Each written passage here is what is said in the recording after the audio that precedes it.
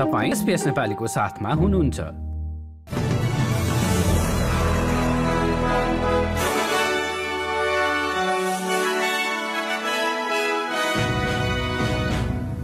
नमस्कार, SBS को 2 मे को नेपाली समाचारमा हार्दिक स्वागत छ। म कृष्ण पोखरेल। विपक्षी नेता एन्थोनी अल्बानिजीद्वारा आफ्नो पार्टीको आवास नीतिले घरको मूल्य नबढाउने दावी, सिडनीमा रहेका मुस्लिम समुदायहरू रमादानको अन्तिम दिन प्रार्थना गर्न भेला र सन् 2025 देखि क्वान्टासले न्युयोर्क र लन्डनमा सिधा उडान भर्ने। विपक्षी नेता एन्थोनी अल्बानिजीले आफ्नो पार्टीको आवास नीतिले घरको मूल्य नबढाउने दावी गरेका छन्। आइतबार पर्थमा पार्टीको चुनावी अभियानको सुरुवात गरेपछि आज अल्बानिजी क्विन्सल्यान्ड पुगेका हुन्। कम पारिश्रमिक, महिला प्रधान उद्योगहरूमा तलब वृद्धि, लिङ्गको आधारमा हुने तलब अन्तरलाई कम गर्न, फेयर ओर कमिसनलाई आदेश दिने अधिकार शक्तिलाई सुदृढ गर्ने लगायत जीवनयापनको बढ्दो लागत र ज्यालामा ध्यान दिने बताइरहेको छ। अभियानका क्रममा लेबरको हाउसिङ नीतिको घोषणा गर्दै 10,000 मानिसहरूलाई 40% घरको इक्विटीमा योगदान दिने घोषणा पनि गरिएको थियो। अल्बानिजीले लेबरको नीति प्रमाणित भएको भन्दै मुख्य चिन्ता आवासको बढ्दो लागत भएको बताए। Our housing policy is good policy. How do we know that? Because we know that it works. In Western Australia, they've had a very similar plan now for 30 years. What it's done is enable people to get into housing who wouldn't otherwise get there, and it's also produced a return to the government. Eid al Fitr भनेर चिनिने धार्मिक दिनलाई विश्वभरका मुस्लिमहरूले उपवास महिनाको अन्त्यका रूपमा मनाउने गर्दछन्। सिडनीमा रहेका मुस्लिम समुदायहरू रमादानको अन्तिम दिन प्रार्थना गर्न भेला भएका छन्। प्रधानमन्त्री स्कट मोरिसन, अध्यागमन मन्त्री एलेक्स हक र पूर्व प्रधानमन्त्री केविन रडले पश्चिमी सिडनीको पारामाटा मस्जिदमा उक्त दिनको सम्झनाका लागि उपस्थित भएका थिए। उक्त मस्जिदका अध्यक्ष अली समतले महामारीको समयमा समुदायले देखाएको सौहार्दताको प्रशंसा गरे। Ramadan is also a month of giving. Albeit in saying this, I would like to extend my thanks and gratitude to all the frontline workers, essential workers, and all members of our community who have worked endlessly in the last 2 years during the COVID pandemic. यसैबीच ईदका अवसरमा आफ्नो चुनावी अभियानमा पुगेका प्रधानमन्त्री Scott Morrison समक्ष एक अफगान महिलाले तालिबानको धम्कीमा रहेका परिवारका लागि द्रुत गतिको भिजा प्रदान गर्न मद्दत गर्न अनुरोध गरेकी छिन्। संघीय सरकारले आगामी 4 वर्षमा मानवीय कार्यक्रम अन्तर्गत 26,500 स्थान र परिवारका सदस्यहरूका लागि 5,000 स्थान छुट्याएको छ। प्रधानमन्त्रीसँग अपील गरेकी हिजारा तौफिकले उनको विस्तारित परिवारले धम्कीको सामना गर्नु परिरहेको बताएकी थिइन्। प्रधानमन्त्रीले सरकारले सहयोग गरिरहेको भन्दै कार्यक्रम भइरहेको पारामाटाका स्थानीय उम्मेदवारसँग आफ्नो समस्या राख्न सुझाएका थिए। My son, 9 years working in America in full. Yes. Yeah. Maria, Yeah. we'll be able to work with you. We are bringing Help us. thousands and thousands of people from Afghanistan. 16,500 we'll be bringing, and we will do everything we can. विद्युत सेवा प्रदायक चयन गर्दा राम्रो विकल्प खोज्ने भिक्टोरियालीले $250 बराबरको भुक्तानी प्राप्त गर्ने भएका छन्। भोलि मंगलबार राज्यको बजेट सार्वजनिक हुँदै गर्दा राज्यका प्रिमियर ड्यानियल एन्ड्रुजले आफ्नो सरकारले बोनस भुक्तानीमा $250 मिलियन खर्च गर्ने बताएका छन्। That's a $250 bonus for every household across Victoria, simply by going on to the Victorian Government Energy Compare website, punching in your details, shopping around, getting the very best deal for you and your family. What that means is, between average savings and the bonus, almost $600 in your pocket that otherwise wouldn't be there. There's a lot of talk about cost of living, but this is practical action to make the energy market work for working people. Bonus जुलाई 1 तारिखबाट बाँड्न सुरु हुने बताइएको छ। क्वान्टासले सन् 2025बाट सिडनीबाट London र न्युयोर्कका लागि सिधा उडान भन्ने योजना सार्वजनिक गरेको छ। उक्त रुटको समय 19 घण्टा भन्दा बढी हुने र यो विश्वकै सबैभन्दा लामो दूरीको विमान यात्रा हुने पनि कम्पनीले जनाएको छ। क्वान्टासले भविष्यलाई आकार दिने उद्देश्यले ठूलो मात्रामा विमानको अर्डर दिने भएको छ। प्रोजेक्ट सनराइज नाम दिएको उक्त योजनामा 12 वटा 350 एयरबस खरिदका लागि योजना अघि सारेको छ। उक्त विमान भित्रिएसँगै सन् 2025 को अन्त्यतिर विभिन्न रुटमा क्वान्टासले सिधा उडान भन्ने पनि जनाएको छ, जसमध्ये लन्डन र न्युयोर्क पनि पर्नेछन्। यो सँगै विन्टन परियोजना अन्तर्गत घरेलु उडान प्रयोजनका लागि 40 वटा न्यारो बडी जेट विमान पनि भित्र्याउने भएको छ।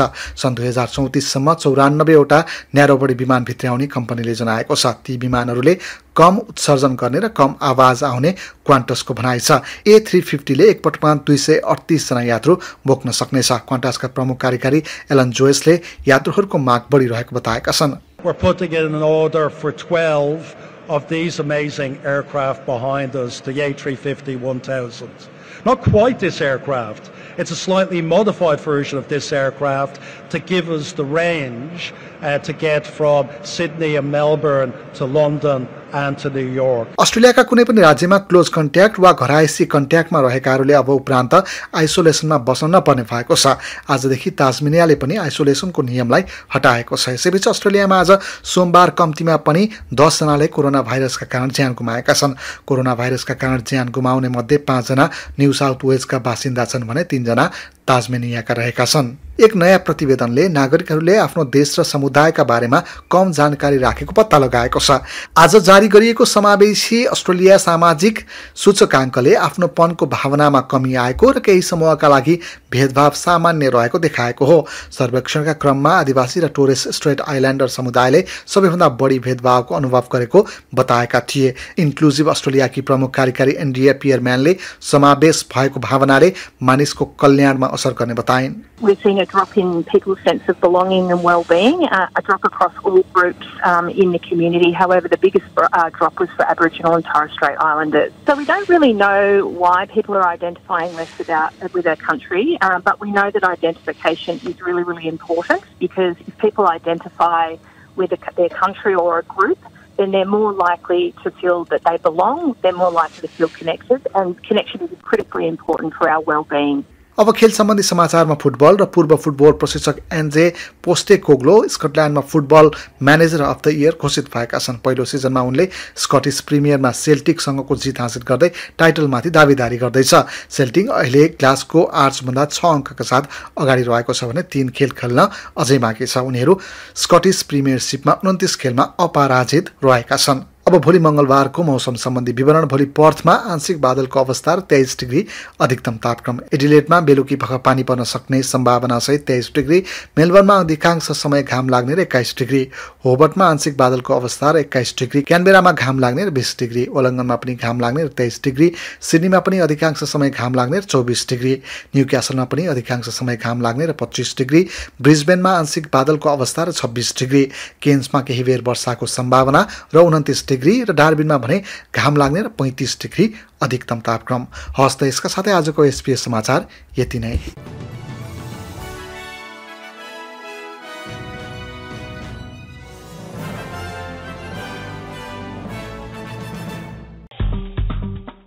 लाइक, शेयर र कमेन्ट गर्नुहोस्। एसपीएस नेपालीलाई फेसबुकमा साथ दिनुहोस्।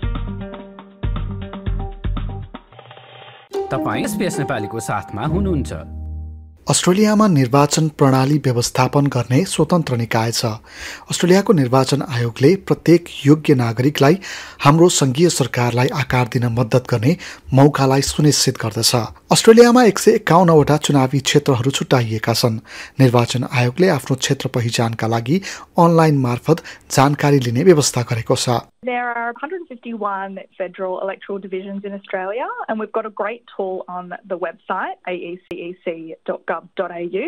You'll be able to input your suburb or postcode to find out what electoral division you'll be voting in. But you can also give us a call on 13 23 26 to talk to an AEC staff member or access our telephone interpreter services. तपाईले 13 23 26 मा telephone वा दूरभाष सेवाका लागि सहयोग माग गर्न सक्नुहुन्छ। निर्वाचन आयोगले विद्यालय, सामुदायिक केन्द्र, चर्च र अन्य स्थानहरूमा हजारौं मतदान स्थलहरूको व्यवस्था गर्दछ। You'll be able to input your suburb and your postcode, and our tool will help you find who your candidates are as well as where you can actually cast your vote. घुम्ती टोलीहरूले आवासीय हेरचाह, दुर्गम समुदायहरू, अस्पताल एवं जेलहरूमा मतदाताहरूलाई सेवा दिनेछ। मतदान स्थलहरू र निर्वाचन आयोगको वेबसाइटमा धेरै भाषाहरूमा निर्देशन एवं जानकारीहरू उपलब्ध रहेका छन्। You can get somebody to assist you to cast your vote. We actually have an interpreting service via telephone that you can access. So if you think you'll need to access these sorts of services, there's a number on our website, aec.gov.au/translated. You call up that number and you'll be able to ask questions and have somebody in language instruct you as to how to cast a formal vote. यदि तपाईलाई मतदान गर्न सहयोग चाहिन्छ भने तपाईलाई कसैले सहयोग पनि गर्न सक्ने अनुमति छ। प्रारम्भिक मतदान केन्द्रहरू निर्वाचनको हप्ता दिन अघिदेखि खुल्ला रहन्छन् र निर्वाचनको अन्तिम दिनसम्म खुल्छन्। वैकल्पिक रूपमा तपाईले अनलाइन वा निर्वाचन आयोगलाई अनुरोध गरी हुलाक मार्फत भोट पनि गर्न सक्नुहुन्छ। कोभिड-19 का कारण आइसोलेसनमा रहेकाहरूले निर्वाचन आयोगको टेलिफोन मतदान प्रणालीमा पहुँच गर्न सक्छन्। निर्वाचन आयोगले प्रदान गर्ने अन्य सेवाहरू बिस्तारै सार्वजनिक हुँदै जानेछन्। निर्वाचनका बेला अन्तर्राज्य यात्राको योजना बनाउनु भएको छ भने हुलाक मार्फत वा अन्तर्राज्य मतदान केन्द्रमा पुगेर पनि भोट हाल्न सक्नुहुन्छ। विदेशमा हुनुहुन्छ भने पनि मतदानमा सहभागी हुन सक्नुहुन्छ। विदेशी सूचना फारमहरू निर्वाचन आयोगको वेबसाइटमा उपलब्ध छन्। निर्वाचन आयोगले तपाईको व्यक्तिगत परिस्थिति पूरा गर्ने विकल्पहरू उपलब्ध गराएको छ। यसका अलावा विदेशमा रहेका केही अस्ट्रेलियाली हाई कमिसन भनिने उच्च आयोगमा पनि मतदान केन्द्रहरू उपलब्ध गराइन्छन्। राजनीतिक दलहरू र स्वतन्त्र उम्मेदवारहरूले प्राय मतदान स्थल बाहिर रहेर मतदान सम्बन्धी जानकारीहरू वितरण गर्दछन्, तर उनीहरूको बहकाउमा नपर्न निर्वाचन विश्लेषक विलियम होवे सम्झाउँछन्। What the parties do is that they hand out how to vote cards at polling booths on election day that recommend that you fill out your ballot paper a certain way. You don't have to vote that way. It's just a recommendation. निर्वाचनमा सहभागी हुँदा तपाईले एउटा हरियो रङ र अर्को एउटा सेतो रङको मतपत्र पाउनुहुनेछ। हरियो रङको मतपत्र भनेको संसदको तल्लो सदन अर्थात् प्रतिनिधि सभामा सहभागी हुन तपाईको मतदाता मध्ये एकजना उम्मेदवारलाई भोट दिनु हो। प्रतिनिधि सभामा हाल मतदाताको प्रतिनिधित्व गर्दै 151 सिट छन्। हरियो मतपत्रमा भोट गर्न तपाईले आफ्नो मनपर्ने उम्मेदवारको छेउमा 1 नम्बर लेख्नुपर्ने हुन्छ। आफ्नो दोस्रो रोजाइको छेउमा 2 नम्बर लेख्ने र यसै गरी त्यहाँ भएका सबै बक्सहरूमा नम्बर लेख्दै जानुपर्ने हुन्छ। It's in the lower house that the government is formed, and it is the party that wins the most seats in the lower house that typically forms government. सेतो मतपत्रले माथिल्लो सदन सिनेटका लागि 76 सिट संख्या मध्ये 1 सिटका लागि निर्वाचन गर्ने गर्दछ। तपाईले आफ्नो राज्य वा टेरिटरीबाट सिनेटर छन्नका लागि मत जाहेर गर्न सक्नुहुनेछ। सिनेटका लागि तयार पारिएको मतपत्र केही लामा लाग्न सक्दछन् किनकि त्यसमा तपाईका राज्यका लागि उम्मेदवारी दिएका सबैको नाम समावेश हुन्छन्। But voting can be quite simple because there are two different ways you can do it. There are boxes above the line and boxes below the line. Boxes above the line, there are one for each party. The quickest and simplest way to vote is to pick your 6 favourite parties and number them in order of your preference from 1 to 6. If you are particular about which candidates you want to vote for, you can number a lot more boxes below the line. If you vote below the line, you have to number at least 12 boxes. निर्वाचन आयोगका प्रवक्ता Ivan Eakin Smith भन्छन् कि यदि तपाईले मतदान गर्ने व्यक्तिलाई गन्तीबाट हटाइयो भने तपाईको भोट अर्को प्राथमिकताले प्राप्त गर्नेछ। मतदान सम्बन्धी निर्देशनहरू सावधानीपूर्वक पालना गर्न निश्चित हुनुपर्दछ। यदि तपाईको मतपत्र सही तरिकाले पूरा भएन भने यो एक अनौपचारिक भोट बन्छ र चुनावी परिणाममा गणना हुँदैन। त्यसोभए तपाईले मतदान नगरे के हुन्छ त? मतदान गर्नु अनिवार्य छ। मतदानमा सहभागी नहुनुका वैध कारणहरू निर्वाचन आयोगको अधीनमा छन् र यसले तपाईको परिस्थितिका बारेमा मूल्याङ्कन गर्दछ। जस्तै कि विदेशमा रहेका केही मानिसहरू निर्वाचनमा सहभागी नहुन सक्छन् भन्ने बारेमा निर्वाचन आयोगले बुझ्न सक्दछ। If anybody enrolled doesn't turn up to a polling place and cast a vote, they could be issued with what we call a non-voter notice. If you have a valid reason, that's fine. You just let us know. Otherwise, you have to pay the $20 fine. And if we don't get a response from that non-voter notice, it could end up in court with a $170 fee and associated court. निर्वाचन आयोग स्वतन्त्र र निष्पक्ष छ। निर्वाचन प्रक्रिया पनि निकै बलियो छ। निर्वाचन आयोगले चुनावी प्रक्रियाको वरिपरि भ्रामक जानकारीहरू सम्बोधन गर्न भ्रामक जानकारी दर्ता गर्ने व्यवस्थाको पनि सुरुवात गरेको छ। मतदान कसरी गर्ने भन्ने जानकारीका लागि निर्वाचन आयोगको वेबसाइट अथवा 13 23 26 मा फोन गरेर जानकारी लिनुहोस्। लाइक, शेयर र कमेन्ट गर्नुहोस्। SBS नेपालीलाई फेसबुकमा साथ दिनुहोस्। तपाई SBS नेपालीको साथमा हुनुहुन्छ। संघीय निर्वाचनको मिति नजिकिँदै जाँदा दलका नीतिहरूलाई स्वतन्त्र तरिकाले अर्थ बुझाउने कोशिश स्वरूप उम्मेद्वार र स्थानीय अगुवाहरूलाई आमन्त्रण गरी उनीहरूका धारणा प्रस्तुत गर्न एसपीएसले विभिन्न राज्यमा कार्यक्रमहरूको आयोजना गरिरहेको छ। यस सिलसिलामा टास्मेनियाको होबार्ट र लन्चेस्टनमा भएको कार्यक्रममा नेपाली भाषी समुदायका चासोका विषय र उम्मेद्वारहरूका नीतिलाई हामीले समेटेका छौं। होबार्टको कार्यक्रममा व्यक्त भएका विचारहरू हामीले यसअघि नै प्रस्तुत गरिसकेका छौं। सबैभन्दा पहिले ब्यास निर्वाचन क्षेत्रका लेबर उम्मेद्वार रस हार्टले नेपाली समुदायसँग जोडिएका मुद्दामा राखेका विचार सुनौ। Access to housing, access to healthcare, particularly where you've got people who are not literate in their own language, so ensuring that people have access to medical care. So that's why the community-led response has been very, very important. The other issue that I see, not just within this community but other communities, is a pathway towards citizenship for people that don't have language, that don't have literacy in their own language. I've heard very, very loudly the concern that's expressed that there needs to be a pathway for elderly grandfathers and grandmothers to obtain citizenship. They shouldn't be left in limbo. And I see their pain that they're not at present able to take out Australian citizenship. I'm really concerned that the government has slowed down the processing of visa applications. I think that produces uncertainty, it produces anxiety, and these people have demonstrated that they have the skills that the community needs. Whether somebody's seeking to migrate here on that visa, or whether they're seeking to take up residence here as a migrant, what really impresses me about this community is that they have enterprise and drive. The number of businesses that I've seen developed out of this community simply stuns me. There is so much drive, there is so much vigour, there's so much desire to serve the Tasmanian community in establishing new businesses across hospitality, aged care, disability care. I cannot but wonder and marvel at how much vigour there is to do well in this community. So let's talk about your policies or your standing so far. You have criticised cashless welfare card plan, but Bridget Archer crossed the floor, stood against her own government. So what is the difference? Why should people vote for you?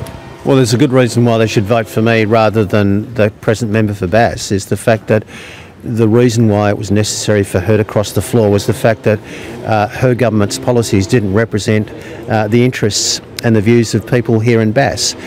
If there's a vote for me and there's an Albanese Labor government, it won't be necessary for me to cross the floor. On the cashless debit card, Bridget Archer was quite correct in pointing out the dangers represented by the cashless debit card, but she abstained. She didn't end up voting against the cashless debit card. If you want to abolish the cashless debit card, you vote Labor, you get Ross Hart, and you get an Albanese Labor government. On other issues, the only reason why she was placed in the position of having to cross the floor was the fact that this Prime Minister used cynical politics in order to put divisive legislation before the Parliament, legislation which she didn't support, but if there had been a Labor government there, it wouldn't have been there in the first place. त्यस्तै कार्यक्रममा आफ्नो party Jackie ल्याम्बी नेटवर्कका उम्मेद्वारलाई समर्थन प्रदान गर्न आइपुगेकी senator Jackie ल्याम्बीले संसदमा उनीहरूको भूमिका र अस्ट्रेलियावासीले स्वयंसेवामा समय खर्चन जरुरी रहेको बताएकी छिन्। Look, I think that if you stand your ground, what I've noticed in Parliament up there is there's not a lot of resilience. So, and I can tell you, I don't move until I get through what I need to get through for the better of the country. And if, for example, the Royal Commission for Veterans that we got, it took us 8 years, but we never moved off that. It might have taken us 8 years to get there, a little longer than anticipated. But to be able to pull that for veterans and let them come out and talk about why they're trying to take their lives, both in the military and defence, is quite phenomenal. So we have big social media presence out there, which helps a lot. We don't take those big political donations from either the unions or corporates. So for us, everything's done on the smell of an oily rag, which means you've got to work harder, you've got to have more resilience, and sometimes things can take a little longer than you expect. But if you stand your ground and don't move, you'll get there eventually, and that's what we do. Yeah, so for us, we're coming for a National Guard. So right now they're talking about climate change, and that seems to be smothered out there, which is fine. But what they're not talking about is who's preparing and who's cleaning up afterwards, and that really bothers me. We have a defence right now. Our defence needs bolstering. There's no doubt about that, and I would like to be able to make people out there not only be able to come and clean up during these disasters before them and after them, but also to be able to give military service if it is asked for. So we'll be going after that as soon as the election is finished. The other thing is our volunteer groups out there, whether it's Rotary, Apex, CWA, whatever, their members are getting older. And right now, my generation and the generation under me is not exactly volunteering, it's time. Well, if you love your country so much, I say this to you, go and join a volunteer organisation because we need you to. It's as simple as that. त्यस्तै ज्याकी ल्याम्बी नेटवर्कका ब्याश प्रतिनिधि बब सल्टले आप्रवासी शरणार्थी र शरणको खोजीमा रहेकाहरूप्रति अस्ट्रेलियाको नीति कस्तो हुनुपर्छ भन्ने बारे बताए. I think basically that every case should be looked at individually, and I think that we have to just be careful of who comes in, whether you come from America or we come from New Zealand or wherever. Doesn't really matter. But we have to have a heart. We have to be considerate. I mean, if you look at Australia has benefited from migrants. I grew up in a street where half the people were Italians, Polish, and whatever, and we were just kids, and we grew up, and people just mixed, and I don't see what the difference is, but we just have to. I'll stress the point. We just have to be careful of who we do let in, but we have to have a heart. सोही निर्वाचन क्षेत्रबाट Greens party उम्मेद्वार Cecily रसलले वातावरणका मुद्दा र सामाजिक न्यायका विषयमा आफ्नो पार्टीको नीति बारे यस्तो बताइन्. I think you're right, the Greens focus on the environment and climate action, but another big part of what we focus on is social justice. So looking at Australia at the moment, there's big differences in the lives of people, big inequalities. There's people who are struggling and don't have enough to get by each day, and then we have really, really rich people. And what we think we should be doing as the Greens, we should be making that more even across Australia. We have the wealth in our country to be able to support the people who don't have enough, so we've got policies that will help change that. So that means we would like to tax the billionaires, tax the big corporations, and from that money we would then put it into funding services that people need. So that's dental, into Medicare, mental health care, into Medicare, affordable housing, building more houses so that there's more for people to live in, protecting the rights of renters so that the costs of renting don't increase as well, making it easier for people to buy houses by putting a cap on the number of houses that people are able to own. And the other, one of the other areas we'd like to support people with is education. So we want to make education free, right from early childhood care all the way through to university. And for those people who currently have a debt because they've studied in the past, we'd wipe that debt so that they don't have the pressure of paying that off for the rest of their life or for lots of years that it takes. Don't you think that, this education, free education for everyone, is just far-fetched?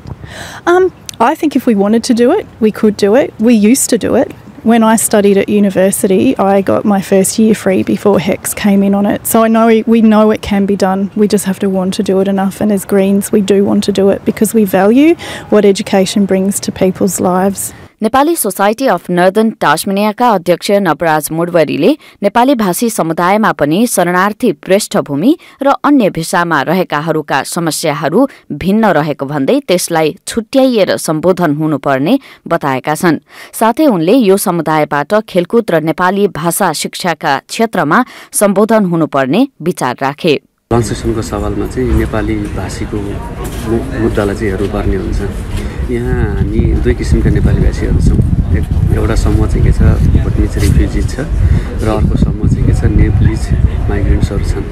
र Nepalese migrants र भुटनिज रिफ्युजिजहरू उनीहरूले same language same culture share गर्छन्, तर पनि के छ भने उनीहरूको इस्युज र आवश्यकताहरूमा चाहिँ डिफ्रेन्ट छ। यो कुरा चाहिँ पोलिसी लेभलमा भएका मान्छेहरूले बुझ्नु पर्यो। खास गरी हाम्रो के छ भन्दाखेरि चाहिँ यो फेडरल क्यान्डिडेट्सहरूलाई चाहिँ यो भिन्नता चाहिँ के छ बुझ्नुहोस् भनेर आग्रह गर्न चाहन्छौँ।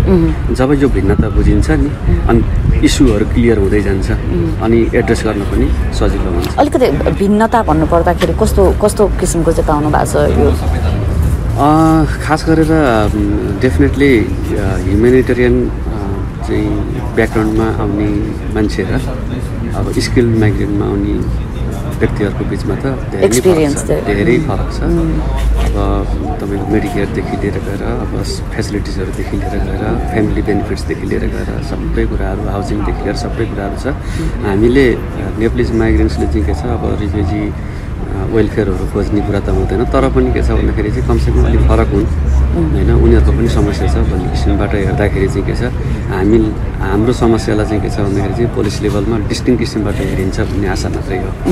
र जहाँसम्म अब नेपालीहरूको इस्यु कुरा छ, पहिला कुरा चाहिँ के छ भन्दाखेरि चाहिँ फेडरल गभर्मेन्टको जुन रिजनल माइग्रेसन पोलिसी छ त्यो रिजनल माइग्रेसन पोलिसीले गर्दाखेरि चाहिँ अहिले तास्मेनिया लगायतका रिजनल सिटिजहरूमा बहुत ठुलो प्रेसर छ यो टेम्पोररी माइग्रेन्ट्सहरूको होइन। त्यसमा पनि अब नेपालीहरूको पनि राम्रै भिडभाड छ।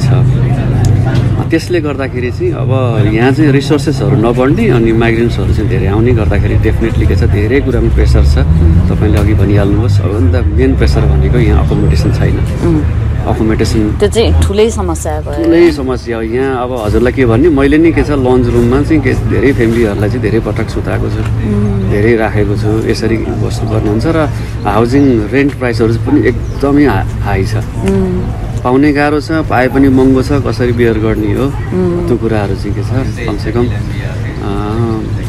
पिपुलहरूलाई इन्भाइट हुनुभन्दा अगाडि नै के छ भन्दाखेरि चाहिँ गभर्मेन्टले चाहिँ व्यवस्था गर्यो भने चाहिँ राम्रो हुन्थ्यो जस्तो लाग्ने हो। लेबर उम्मेद्वारले सोही कार्यक्रमको क्रममा भएको अन्तर्क्रियामा आफूले राखेका मुद्दाहरूमा सम्बोधन हुने प्रतिबद्धता व्यक्त गरेको पनि मुडवरीले बताए। हामीलाई हाम्रो नेप्लिज भाषा संस्कृति सिकाउने स्कुलको लागि चाहिँ के छ भन्दाखेरि गभर्मेन्टले पब्लिक भेन्युजहरू स्कुलको भेन्युजहरू पनि दिएको छैन। हामीले के छ भन्दाखेरि चाहिँ भाडा तिरेर चाहिँ चलाउनु परेको छ एउटा कुरा। जबसम्म हाम्रो चाहिँ के छ केटाकेटीहरूले चाहिँ हाम्रो कला संस्कृति भाषा चाहिँ के छ जगेर्ना गर्दैन हामीलाई पनि यहाँ बस्न मन हुँदैन। किनभने हाम्रो एट्याचमेन्ट त के छ भन्दाखेरि चाहिँ हाम्रो नेपालसित नेपाली भाषासित संस्कृतिसित हुन्छ। दोस्रो कुरा भनेको चाहिँ अब नेपालीहरू अथवा इमिग्रेन्ट्सहरूलाई चाहिँ यहाँ चाहिँ अब राख्नको लागि चाहिँ ठुलो कुरा चाहिँ खेलकुदले गर्छ। अब खेलकुदको सवालमा चाहिँ के छ भन्दाखेरि चाहिँ हामीले सकर र क्रिकेटमा आउटस्ट्यान्डिङ पर्फर्मेन्स छ नेप्लिज कम्युनिटीको हगि। अब हामीले यहाँ लोकल क्लबहरूबाट खेलिरहेका छौँ, धेरै म्याचहरू जितेका छौँ होइन। त्यसले गर्दाखेरि चाहिँ जबसम्म के छ अब गभर्मेन्टले हामीलाई एउटा चाहिँ के छ खेल्ने मैदान उपलब्ध गराउन सक्दैन तबसम्म हाम्रो प्लेयरहरूले कसरी खेल्ने कसरी विकास गर्ने होइन। त्यस कारणले गर्दाखेरि चाहिँ नेपाली खेलाडीहरूको लागि चाहिँ के छ क्रिकेट र सकर खेल्नको लागि चाहिँ हामीलाई एउटा चाहिँ होम ग्राउन्ड दिनुपर्छ भन्ने मलाई लाग्छ। अब त्यही तपाईँ के आयो त प्रतिक्रिया के आयो क्यान्डिडेटबाट? स्पोर्ट्सको सवालमा चाहिँ के छ लेबर क्यान्डिडेटले चाहिँ के छ भन्दाखेरि चाहिँ मैले यो कुरा सुने र मैले चाहिँ के छ भन्दाखेरि चाहिँ युनिभर्सिटी अफ तास्मेनियामा के अरे पत्रचार गरिसकेको छु भनेर उहाँले पोजिटिभ कुरा गर्नुभयो र नेपाली स्कुल सञ्चालन गर्नको लागि चाहिँ भेन्यू चाहिँ सेटल डाउन भयो जस्तो लाग्थ्यो मलाई, अझै भएको छैन भनेर सोध्नु, मैले भएको छैन भनेर भने ल त्यो कुरा पनि म हेर्छु भन्नुभएको छ। हेरौँ, आशा गरौँ। उत्तरी टास्मेनियामा 5,000 को हाराहारीमा र लन्चेस्टनमा मात्र 3,000 को संख्यामा नेपाली भाषी रहेको बताउने नेपाली सोसाइटी अफ नर्दर्न टास्मेनियाका उपाध्यक्ष सुदीप रजकले वासस्थान समस्या टास्मेनिया भर नै नेपाली समुदायका लागि ठूलो समस्याका रूपमा रहेको बताए।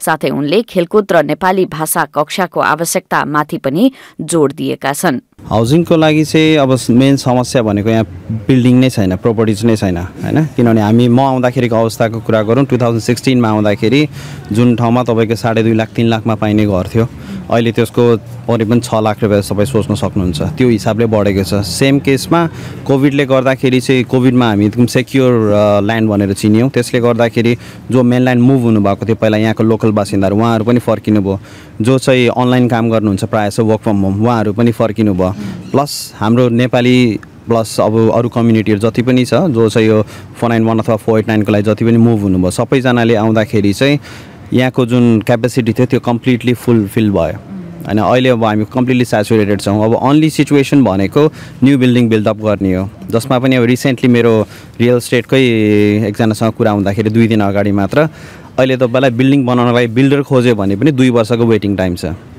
सो त्यो अवस्थामा चाहिँ तत्काल हामीले यसलाई एड्रेस गर्न सक्छौँ जस्तो चाहिँ मलाई लाग्दैन।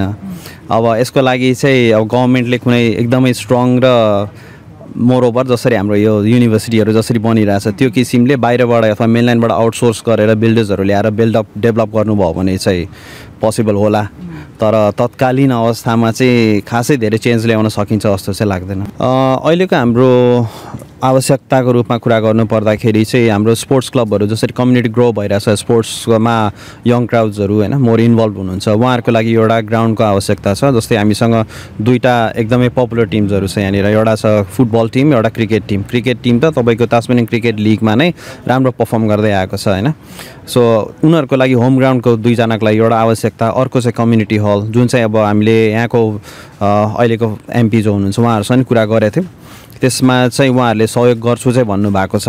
अब त्यो हेर्दै जाउँ कसरी गर्नुहुन्छ, त्यो 2टा आवश्यकता भयो। अर्को चाहिँ मेरो रिक्वेस्टै भन्नु उहाँहरूलाई, मैले पहिला नि कुरा चाहिँ गरेको थिएँ उहाँहरूसँग, जुन गभर्मेन्टको पोलिसी छ फेडरल गभर्मेन्टको पोलिसी चाहिँ रिजनल लेभलमा चाहिँ रिजनल एरियामा चाहिँ माइग्रेन्टहरूलाई पुश गरेर अब यहाँको कम्युनिटी ग्रो गरौँ भन्ने छ, जुन चाहिँ हुन सकेको छैन मेरो विचारमा। किनभने मसँग आउने आधीभन्दा बढी साथीहरू मेनल्यान्ड फर्किसक्नुभयो due to 2 reasons. 1 job opportunities कम छ ग्रो गर्नको लागि, बिजनेसै गर्नुहुन्छ भने पनि बिजनेस अनि ग्रोथ अपर्च्युनिटी कम छ, अनि अर्को चाहिँ यहाँको सेटल हुनको लागि कुनै एकदम जेन्युन रिजन छैन except 1 family life is very good. उत्तरी टास्मेनियाको आप्रवासीहरूको स्रोत केन्द्र वा माइग्रेन्ट रिसोर्स सेन्टरका प्रतिनिधिले पनि आवास संकटबारे साथै नेपाली भाषीको अन्य समुदायसँगको सम्पर्कबारे बताएका छन्। Housing affordability and housing availability are the 2 biggest issues here.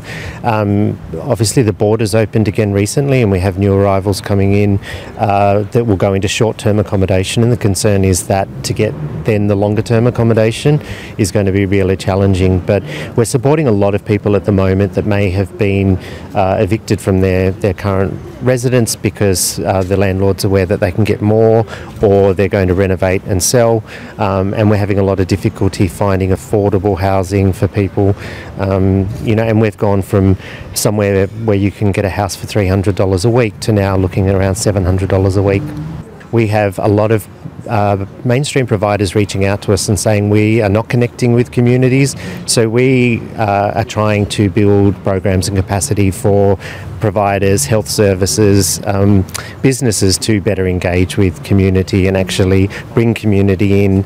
Otherwise, there's that disconnect that's happening. So it is an issue, but fortunately, Launceston being a small place, we're able to quite intensively work with people to build some of those bridges. Nepali society of टास्मेनियाका अध्यक्ष खगेन्द्र सत्यालले नेपाली समुदायमा अन्य के कस्ता समस्या रहेका छन् त त्यसको बारेमा बताएका छन्। साथै उनले नेपाली भाषी समुदायको टास्मेनियाका विभिन्न क्षेत्रमा आफ्नो उपस्थिति राम्रो भए पनि केही रंगभेद पनि अनुभव गर्ने गरेको बताएका छन्। एकपटक उनको कुरा सुनौ। पक्कै पनि जति मान्छेहरू बढ्दै जान्छ कम्युनिटीमा अलिकति त्यो तलमाथि त हुन्छ नै, तर पनि यसो भन्दै गर्दा अहिलेको जुन ताजमानियामा नेपालीहरूको आउने क्रम छ, यहाँ दुई प्रकारको मान्छेहरू मैले देख्छु। एउटा स्किल माइग्रेन्ट भिजा जुन ताजमानियन गभर्मेन्टले चाहिँ इन्डोर्स गरेको छ, त्यसको लागि नै धेरै मान्छेहरू आइरहनु भएको छ। एक जो चाहिँ पहिले अस्ट्रेलियामा आएर मेनल्यान्डमा बसेर अस्ट्रेलियाको कल्चरसँग बुझिसकेको मान्छेहरू हुन्छ, अनि अर्को खालको चाहिँ कस्तो खालको मान्छेहरू हुन्छ भने जो नेपालबाट डाइरेक्टली यहाँ आउनुहुन्छ, जसलाई एउटा लेभलमा सुरुमा आउँदाखेरि अस्ट्रेलियाको बारेमा त्यति धेरै नलेज पनि हुँदैन, र यो दुईजना बिचको एउटा कन्फ्लिक्टिङ क्यारेक्टरले गर्दाखेरि पनि अहिले भनौँ न काम पाउने कुराहरूमा या चाहिँ घर पाउने कुराहरूमा पनि जो पहिला मेनल्यान्डमा बसेर आउनुभएको छ उहाँहरूको अलिकति हिस्ट्री पनि भएको हिसाबले, उहाँहरूसँग पैसा यहाँको मान्छेहरूसँग बोल्ने तरिका रहनसहन बुझेको हिसाबले उहाँहरूले अलिक चाँडो पाइरहनु भएको छ भने जो नेपालबाट आउनुभएको छ उहाँलाई अलिकति स्ट्रगल गर्नु परेको छ। एउटा त्यो चाहिँ स्टुडेन्टहरूको पार्टको कुरा भयो। एज अ कम्युनिटीमा हामीले कुरा गर्दाखेरि अब अहिले होबार्टमा पछिल्लो 1-1.5 वर्षमा मैले देख्दाखेरि जस्तो जति पनि बिजनेसहरू बढिरहेको छ, भनौँ न कन्सल्टेन्सीहरूकै कुरामा, माइग्रेसनकै कुराहरूमा पनि सिटीमा तपाईँको 30 देखि 40वटा नेपालीले ओन गरेको बिजनेसहरू छ। त्यस्तै गरी रिटेलहरूमा पनि त्यस्तै अगाडिहरू छ, हस्पिटालिटी इन्डस्ट्रीमा छ, पछिल्लो समयमा गएर एज केयरहरूमा पनि त्यसरी नै आरएनहरू स्किल माइग्रेन्टहरू आउने क्रममा अलिकति यहाँको परिवेशमा थोरै चाहिँ त्यो रेसिजम भएको हो कि भन्ने कुरा चाहिँ फिल हुन्छ। तर अपफ्रन्ट रूपमा त्यो नदेखिए तापनि कहिले काहीँ साथीभाइहरूसँग कुरा गर्दाखेरि चाहिँ यस्तो खालको कुराहरूले हामीलाई अलिकति काम पाउनदेखि लिएर घर पाउने कुराहरूमा चाहिँ त्यसले थोरै काहीँ भूमिका खेलेको हो कि भन्ने कुरा चाहिँ हामीले फिल गरिरहेका छौँ।